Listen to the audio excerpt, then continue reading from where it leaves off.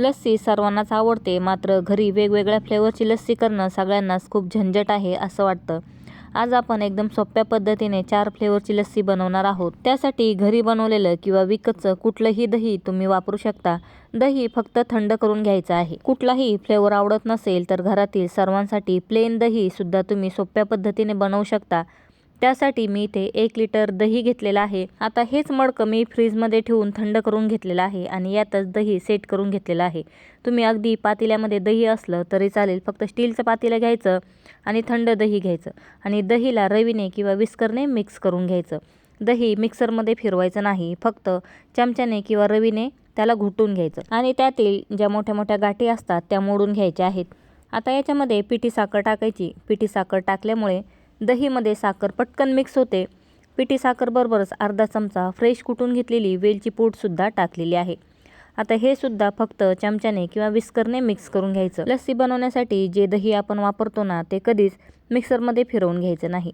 मिक्सरमध्ये दही फिरवलं की ते एकदम पातळ होऊन जातं आणि मग त्याला लस्सीचा जो फ्लेवर असतो किंवा कन्सिस्टन्सी असते तो येत नाही. दहीमध्ये साखर वेलची मिक्स झाली की वेगवेगळ्या फ्लेवरची लस्सी बनवण्याचा बेस तयार झाला. सुरुवातीला केसर पिस्ता लस्सी बनवण्यासाठी 8-9 पिस्ता घेतले आणि 10 मिनिटापूर्वी मी 4 चमचे गरम दुधामध्ये 7-8 काड्या केसर भिजवून घेतलेलं होतं ते टाकलेलं आहे आणि मिक्सरला फिरवून घेतलं. या दळून घेतलेल्या मिश्रणामध्ये दही टाकायचं आणि मिक्स करायचं. चमच्याने मिक्स केलं तरी चालेल, मिक्सरला फिरवायचं नाही. मी यामध्ये 4-5 थेंब ग्रीन कलर टाकलेला आहे, त्यामुळे डार्क ग्रीन कलरची लस्सी तयार झालेली आहे.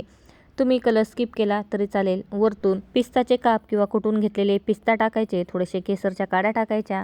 केसर पिस्ता लस्सी तयार आहे.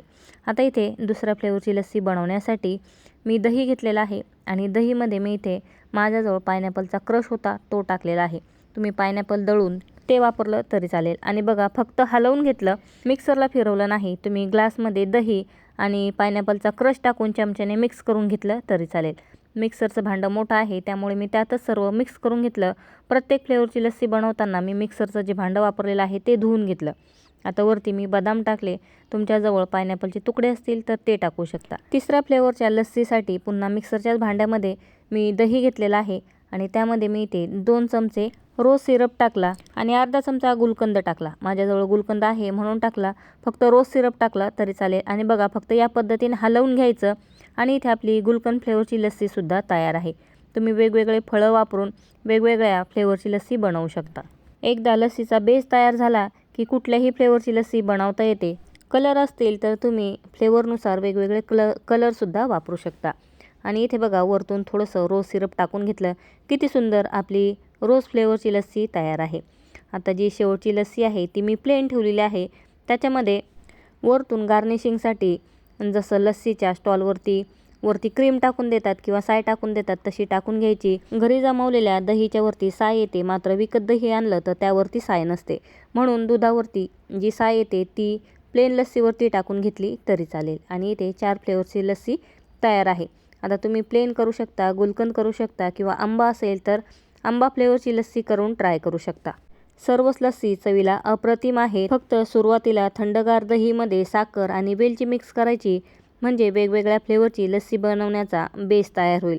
ट्राय करून बघा आणि तुम्हाला यातली कुठली लस्सी आवडली ते कळवायला विसरू नका. आणि हो, तुमच्या शहरामध्ये कुठली लस्सी मिळते ते सुद्धा कळवायला विसरू नका. वेगवेगळ्या फ्लेवरचे आईस्क्रीम याची व्हिडिओसुद्धा आपल्या चॅनलवरती पोस्ट केलेले आहेत.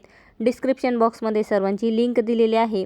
व्हिडिओ आवडला तर लाईक करायला, सबस्क्राईब करायला विसरू नका. व्हिडिओ बघितल्याबद्दल धन्यवाद.